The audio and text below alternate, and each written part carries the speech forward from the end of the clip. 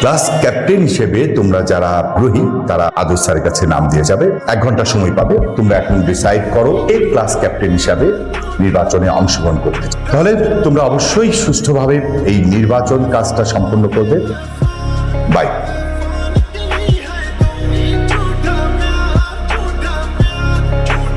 Sir কি বলে গেলেন সবাই তো নিশ্চয়ই শুনেছো।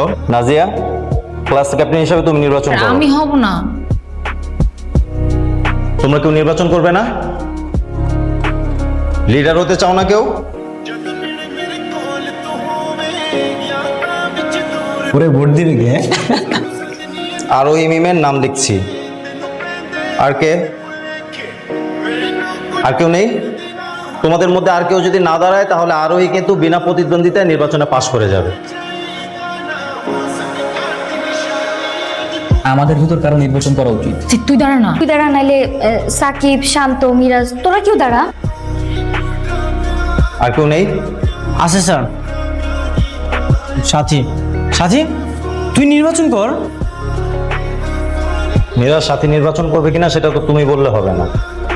হ্যাঁ স্যার করবে। সব ভোট তুই পাবি।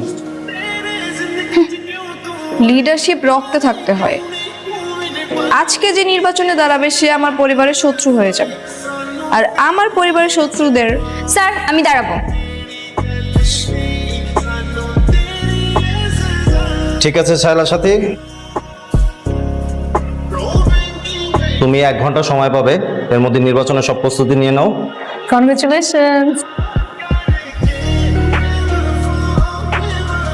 সাথী তুই জিতবি, অন্য কেউ একটা ভোটও পাবে না। তবে কি তোর ভোটও না? না। ক্লাসে পাশে বসার কাউকে পায় না, সে আসছে ক্যাপ্টেন নির্বাচন করতে।